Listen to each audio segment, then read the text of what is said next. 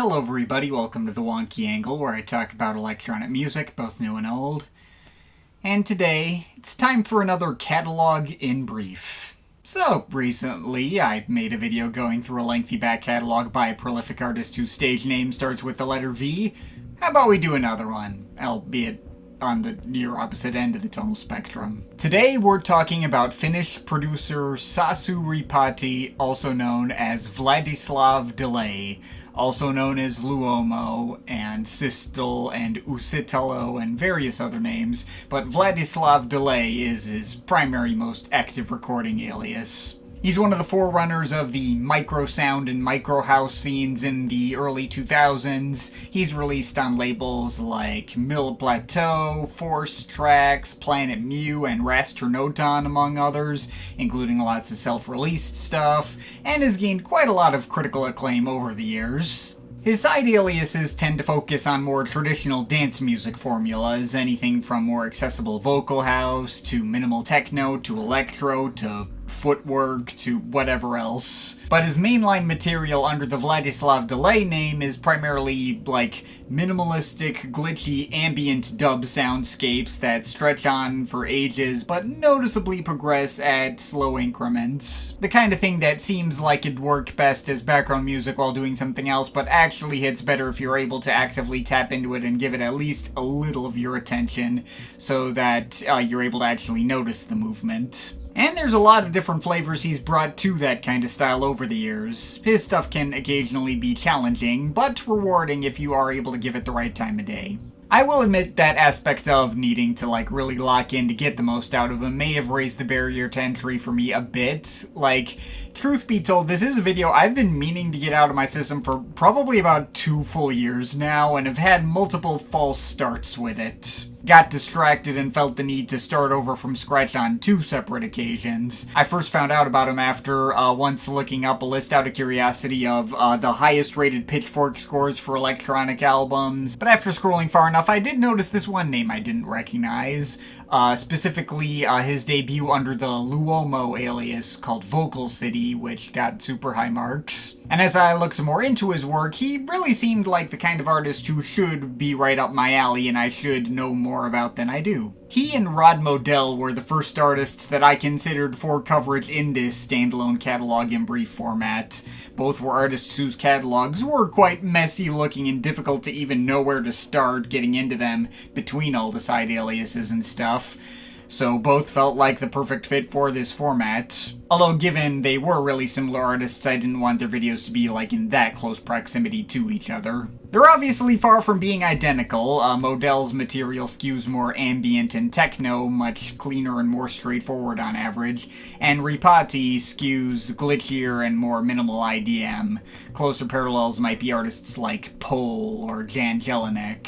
But I suppose he and Modell appeal to the same sort of audience with their spacier approach to dub influences in entirely electronic spaces, while coming from the same era, I guess. In an alternate universe, this could have been my first standalone catalog in brief video instead of Modell, though my first false start came when I listened to one of his albums on a lengthy road trip. I think it was his debut, Ale. I put a YouTube upload of it on my phone, I half fell asleep, and then an hour and a half later realized that I had hit some kind of wrong button on YouTube and somehow gotten a 10-second snippet of the first track to endlessly loop without me even noticing. There was even a small buffering pop between loops, and I just assumed that was part of the music.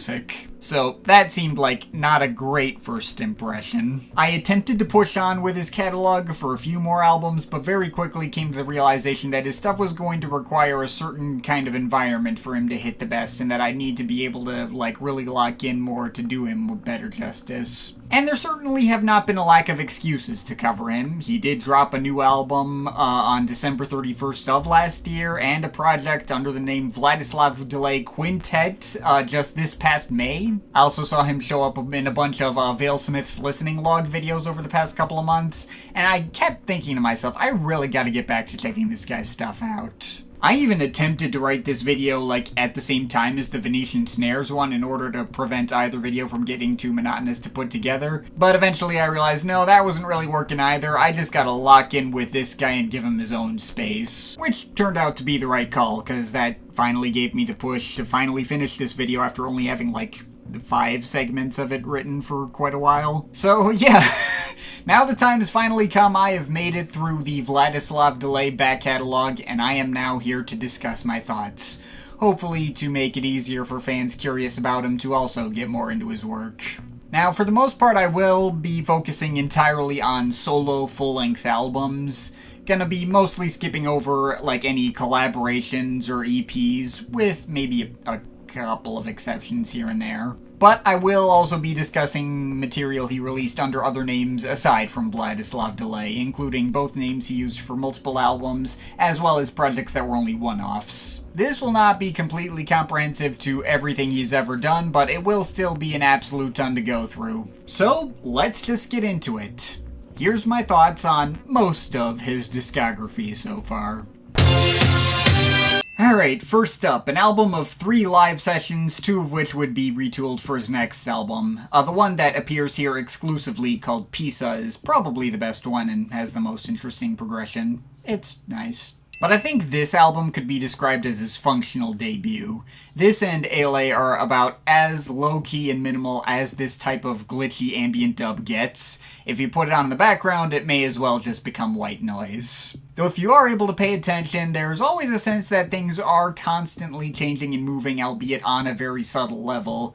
Also, this project does a markedly better job of actually constructing its ideas to fit together in a full album experience than Ale did, with tracks building their ideas into each other in a cool way while still feeling just distinct enough to not make the track separation feel arbitrary. This was definitely an album that needed to grow on me over time, but I feel like something did eventually really click with me where it did feel worth all the effort. This will very much not be for everyone, but there's going to be a certain type of audience where this kind of thing could really hit on something special, and for me it got better every time I put it on. I think I have gotten to the point where I can call this one properly great for the specific niche it hits. Next up, this album, technically a compilation of 2 EPs, introduces some techno elements into a mix that's much drier, darker, and dustier than anything on the first 2 albums. Got some damaged tape aesthetics going on here, but the granular slow burn appeal is otherwise the same as what came before, just applied to a different sort of mood, which is closer to like a knocked plank septvents kind of feel. Once again, has the potential to become white noise if I'm not careful, but also has the potential to be a subtly fascinating or possibly even exciting listen if my mindset is just tuned right to its frequency, and that is very interesting. Again, it's the kind of thing that could appear really dull on the surface, but I think there is something really unique here worth keeping. Okay, this album's a single hour-long track, but it's also a little brighter and more melodic than any of his previous stuff, a little more easily accessible, and once again has plenty of evolution and progression, rearranging the same blends of sounds into lots of different shapes over that time. There also exists an alternate live version of this album called Anima, though I did not listen to that. Anyway, if the previous album's single hour-long track structure wasn't digestible enough for you, here's an album that hits on pretty much the same tone, maybe a slight bit darker and more metallic with a little more broken up beats, but equally floaty, dubby, and melodic, while being technically separated into a standard 13 tracks, although also featuring a continuous mix so seamless it could theoretically be treated as a single hour-long track in its own right. Whether these tracks may be demos or not, they do sound perfectly finished as is, and I even feel like the result is actually one of his strongest and most dynamic efforts up to this point. Got a really nice warm and fuzzy closer too. This is definitely one of his best projects, I would say. This one's kinda like the last 2 albums, but it's split into 4 15-minute long quarters. Otherwise, the effect is more or less exactly the same. This is the first album of his that doesn't really have that unique identity apart from his previous works, but it is still an enjoyable time in the same way as Anima and Demon tracks. So I think this was the furthest any of my false start attempts getting into his catalog successfully got, and that might be because his catalog was starting to feel like it was running together, and that had me wondering whether I was going about something the wrong way. And after really sitting with this one, it turns out no, I wasn't really imagining it. I mean, his catalog doesn't run together like on a more general level, but he did happen to play things safe on this one. The sonic formula still works, the glitchy ambient dub soundscapes are all immersive, and I still enjoyed my time with it, but the most you get in the way of new ideas was maybe like one track that I think had some very subtle inclusions of vocal samples. Otherwise, it's like, what if the 4 quarters were structured the same as Multila? So yeah, it's good, but probably not essential. Okay, now we're talking. This is a pretty substantial shake-up to his sound, getting a lot more jazz-influenced, bringing a lot more pianos and keyboards into his glitchy ambient soundscapes for a particularly dark and mysterious listen, inspired by the polar night time of year in northern Finland, where there's only a few hours of light every day. This is one of his strongest efforts in quite a while. Next up, this album shows him briefly moving to the Rasturnoton label, which seems to be only fitting, to be sharing space on the label which those Ryuichi Sakamoto and Alva Noto crossovers happened. In one breath, this sticks pretty closely to the status quo sound you'd expect from him, pretty close to the approach and general vibe of Multila in particular. But there's also something of a sharpened edge to this one, with the synths and arrangements both feeling clearer and more defined, but also more deliberate in their structuring. Where Multila felt more open-ended and explorative, this album felt a little more planned out, like it always had a specific direction in mind to go, even as abstract as it was. And some moments get surprisingly propulsive, especially the track Luomo, which turned into this super frantic high-speed techno banger, which I was not expecting. This is another one of his better ones. And here's his other album on Rasturnoton, which is kinda like the last one, except even more dance-centric. All the tracks are still rather abstract as always and carry the same kind of muted dub techno mood, but every track has a much more defined pulse. Even if that pulse might sometimes be a little off-kilter, there'll always be a clear, defined dance beat formed in there somewhere, and a lot of those pulses might even be more straightforward than you expect, so yeah, very nice. This one's back to straight abstract ambient territory, still primarily made out of stuttered glitchy sounds, but it's much more uniform and drone-like in its approach, and any progression tends to come in the way of tracks like abruptly hard-cutting into new sections rather than steadily evolving over time. The title comes from him having been inspired to make it in 2 weeks after having been denied entry into the US for a planned tour. Even back in 2014, the more things change in this country, huh? But anyway, this album is very nice as always. Like the last album, but with a lot more aggressive noise elements. A lot of parts of this album get pretty pummeling and intense and distorted while still sticking to the same kind of glitchy soundscape style as always.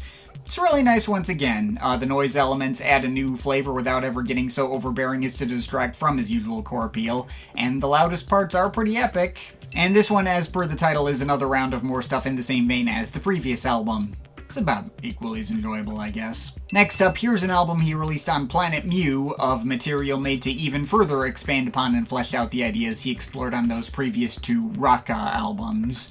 Lots more noisier compositions that get the slightest hint more complex, chaotic, and out-of-the-box on average than those last 2 albums. I do think I like it a tiny bit more than the last 2, though it's really not that noticeable a distance. Maybe could have hit even better if I hadn't heard this in such close proximity to them, but whatever, it is still cool. Next up, here's a project that compiles together a series of 5 EPs he released through 2023 and 24, which conveniently happens to add up to a standard album-length release of 11 tracks. I just threw it in here since that's close enough to an album. You can see some further evolution from the abstract noise approach he was doing on the previous album, but it's taken into more subtle ambient adjacent territory again. All these tracks seem to be building abstract semi-drone pieces out of chopping up field recordings from the city and like heavy construction equipment running, immersing you in a busy urban environment and getting you to listen to the everyday sounds around you, but obviously editing and rearranging all those sounds with a lot more purpose than a regular old field recording would, you know, to get it in to fit into his usual style. Maybe can be a bit on the samier side. All 5 EPs focus on more or less the exact same kinds of ideas, but as a whole it is a very interesting concept and execution, and a relatively easy sell for me as someone who always likes being immersed in those kinds of urban environments myself, so yeah, very cool. And that takes us to what I believe is his most recent solo album under the Vladislav Delay name, which just came out this past New Year's Eve. Might be more like a mini album or even EP, since it's just 5 tracks adding up to about 35 minutes of music, but whatever, it's marked as an album on Wikipedia and Rate Your Music, so I just threw it in here anyway. This is kind of a mix of a bunch of different ideas he has explored on old, earlier albums. The synth blends are pretty standard, muted, but atmospheric dub techno fare, but the percussion mixes are a fair bit livelier and glitchier, more IDM-ish. Some cuts get a little more zoned out and drone-like, especially the first 2, which are literally 2 different different versions of the same track, but after that it gets more rhythmic and complex. Maybe not the most essential work he's put out, but it's still an enjoyable enough time and establishes just enough of an identity in his catalog to work anyway. Alright, so that's it for mainline albums under the Vladislav Delay name, but that's only half the story.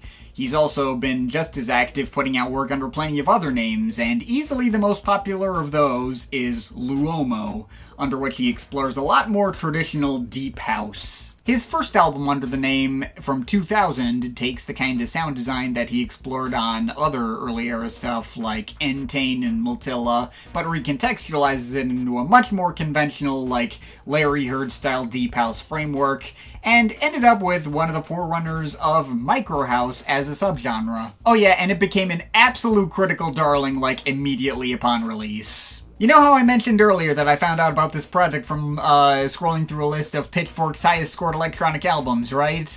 Yeah, they went absolutely nuts over this one and gave it a 9.7. And that wasn't even like one of the usual condescending early Pitchfork reviews either. That one was written by Philip Sherburne, who actually coined the term microhouse in the first place, so that carries a little more actual weight. Shout out to him. Now, I'm obviously not going to go quite so far as to call it a borderline 10 out of 10 myself. It is still just a regular house album, and there's less novelty to this in 2026 as there might have been in 2000. It doesn't even really strike me as all that different from the kind of stuff Larry Heard was doing himself in the years leading up to this, aside from maybe the particular choice of synth tones. But all the same, I can confirm this is a great regular house album. Super tight, sleek, and minimalistic grooves with really nice and smooth vocals and satisfying bass lines, and every track stretches on about 10 minutes or longer and is designed to just get you to sink into them and lose yourself in. Unlike many Vladislav Delay projects, which could sometimes be on the challenging side for me and require plenty of repeat listens and or concentration to properly click all the way for me, this one was really easy to get into and the appeal was just right there on the surface, so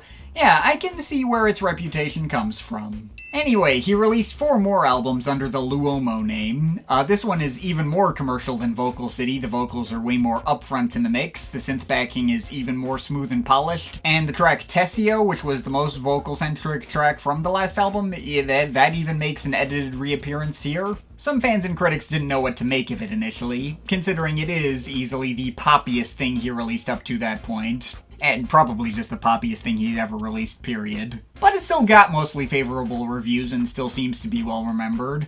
And, I mean, I thought it was all around solid too. He's basically doing stuff in the same vein as, like, early period Ohm Records era Cascade, circa It's You, It's Me, and In the Moment, except with tracks that run on longer and feel a touch sameier. I can always be down for more stuff like that, even if I guess I like this less than the former of those 2 albums.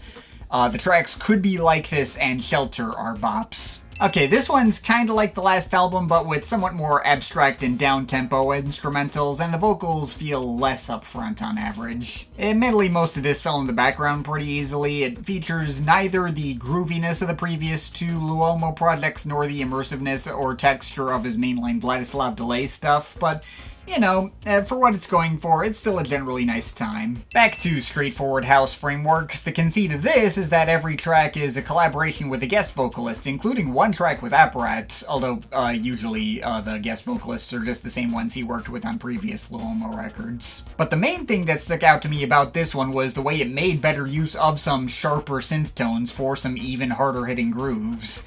It's not as good as Vocalcity, but I like it more than The Present Lover and Paper Tigers. Finally, the as-of-now most recent Luomo album from 2011. On this one, he somewhat diversified the particular dance music influences to pull from. There's more sounds from, like, 80s electro, acid house, and Giorgio Moroder. Also bringing in entirely male vocalists instead of female vocalists like in earlier records. And the result is a lot of fun, and frequently gets even more epic, propulsive, and hard-hitting than even most of his other stuff under the name. I think I can fairly comfortably call it my second favorite Luomo album. Alright, so that's it for Luomo. Moving on to some other side project names, I'll start with the other 2 names that he has used more than once. One of his earliest releases came out in 1999, a self-titled record under the name Sistol.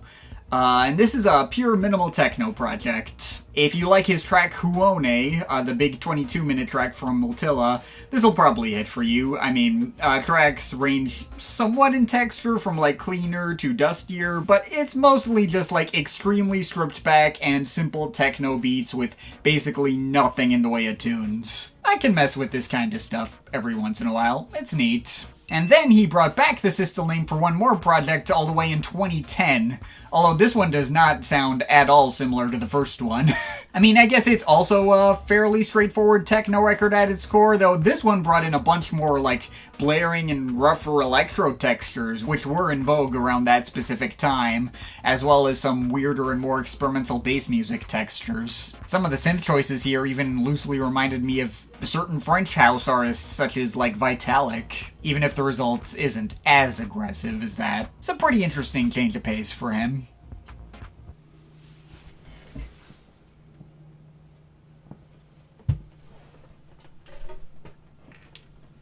The last side alias that he's used more than once is Uusitalo. Uusitalo. I don't know, I'm not Finnish. Under which he has released 3 albums. The first one is a live album, which more or less serves as a direct halfway point between what he did on Vocalcity and what he did on Entain, even directly recontextualizing some material from both of those albums. I wasn't necessarily going in expecting this to hit on the same level as either of those albums, as it turns out the halfway point between a deep house album and an ambient dub album is pretty much just like a regular dub techno album, like basic channel type shit with a few glitchier elements. And it's a fun time for what it is, if just nothing mind-blowing. But he also released 2 more Uusitalo albums, which were entirely original material. The first one in 2006 is basically just a super straightforward minimal house and dub techno album. More stripped back and dub heavy than a typical Luomo album, but more conventional and dance-centric than a typical Vladislav Delay album. Probably not gonna stick in my mind, but it's once again an enjoyable enough time. And then this one came out like immediately afterwards in 2007. I guess the minimal house grooves on this one are ever so slightly thicker and closer to his Luomo material, and it might even run together more than the last one too, though the difference really isn't that noticeable. At the end of the day, it's pretty much just the same album as the previous one again, and you can just copy-paste my thoughts on that one over to this, i.e. nice if not especially memorable. Alright, to finish this marathon out, let's run through a few more albums which he released under other names as one-offs. First, in 2011, we got a one-off project from Vladislav Delay Quartet, which, as you may guess, per the name, is his collaboration with 3 other musicians, being Derek Shirley, Lucio Capese, and the late Mika Vainio. Sorry for any butchered pronunciations. I know I said I wasn't going to talk about collaborative projects, but this seemed like it was worth sticking in here given the name Vladislav Delay is literally right there in the title and band name. But anyway, I guess this is like an experimental drum record combined with free jazz. And it's not like jazzy in the same way as his Tummaa album from a few years prior. This one's a lot harsher and more intentionally off-putting. Some melody is provided by like upright bass and the occasional saxophone, but what melodies are there tend to be very dissonant and or chaotic. Some bits get pretty dang screechy and intense, and there's just a lot of fucked up experimental sound effect passages that Ripatti loosely drums over. Oh yeah, by the way, Ripatti had a background as a jazz drummer before he started Vladislav Delay. Forgot to mention that. But yeah, this is a pretty interesting listen. Maybe not a keeper, but I can always mess with some trippy experimental jazz vibes, and it certainly stands out as a unique point in his catalog, so yeah, it's some cool stuff. Speaking of unique points in his catalog, here's an album he released under his real last name in 2021 for Planet Mew, and this is a Chicago footwork and juke record of all things. His take on the style plays things pretty straight, not the kind of thing you wouldn't already be able to get from, you know, other Planet Mew signees such as RP Boo and Jalen, among others. But it does feel like he's having fun following this style of off-kilter beatwork and chopped-up rapper samples and stuff as a way to get out of his comfort zone. It lives up to the title of, you know, being a fun detour and experiment. And the year after that, he released this album under the name Ripatti Deluxe, which was advertised as being his abstract take on old-school early rave and happy hardcore styles. Although, in practice, not really. It's much more like a combination of the two albums that he released for Planet Mu. Bringing together the abstract Chicago footwork and juke influences he explored on Fun Is Not a Straight Line, with the aggressive industrial noise influences he explored on Isoviha. Doesn't really resemble happy hardcore that much, aside from maybe the last track if you squint at it. I think real happy hardcore would require more happy than what he actually delivered here, but I digress. It is once again definitely an interesting listen that pushes him pretty far out of his usual comfort zones. Personal enjoyment-wise, I don't know if I really had that strong a reaction to it. It's not a blend that appeals much to my usual sensibilities, but, you know, I could very easily respect everything he did here. Next up, I guess since I already included the Hide Behind the Silence EP series in this marathon, I can also include the other series of 5 EPs that he released at the same time as those, under the name Dancefloor Classics, which also conveniently got compiled into a single album-length project adding up to a little under an hour. This is a collection of more sample-based footwork bangers, in sort of the same style as what he did on Fun Is Not a Straight Line. In one breath, the sample choice tends to be even more melodic and colorful on average than those on that album, especially on the very first track in the series, which pulls pretty liberally from a certain specific radio pop track from around the pandemic, which I happen to have a major soft spot for. Though the collection also has its dry moments, some of the beat work could feel surprisingly kinda on the low energy side for how frantic and complex it was, and at 19 tracks total, it did eventually feel like it was getting a little on the monotonous side and overstaying its welcome by the end. Still enjoyed it though, maybe not his most essential work, and I have heard more exciting footwork projects before, but it's got its moments and I can still easily appreciate it for his continued attempts to push himself. And finally, that takes us to what is his most recent full album release as of recording, another collaborative experimental jazz project, but this time as the Vladislav Delay Quintet, which just dropped this past May. It's the same lineup as his earlier Quartet, but filling in for the late Mika Vainio is Max Loderbauer and Maria Bertel. While the general mood here is often comparably as freaky and chaotic as the Quartet project, this one is definitely more tuneful on average. More melody provided by trombones and horns and the like, a few mildly epic shoegaze-flavored distorted drone pieces, even a couple of nice emotional piano moments. I'm a relatively easy sell for this kind of project. It's very nice, and coincidentally happens to be a satisfying stopping point for this video to finish on.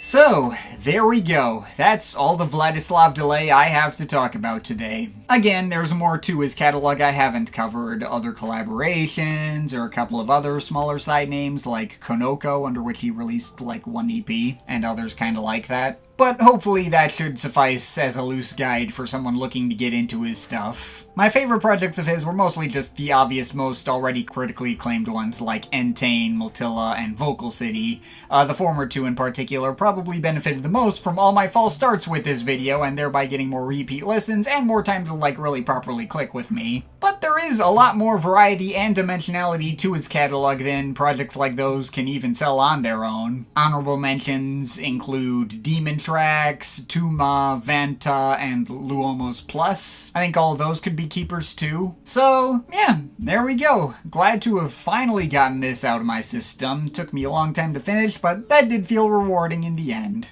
Not sure yet who I'm doing in this format next. Got a few different options planned. Might be another certain influential 80s band, but I don't know. We'll see how that goes. In the meantime, of course, this is all just my opinion. You can feel free to disagree with it, but I'd like to hear your thoughts, so leave the comments in the comment thing down there. Shout out to my Patreon supporters. They're awesome people. You want to add yourself to that list, link to my Patreon is in the description. But yeah, that's pretty much it. So that's all for today. See you next time.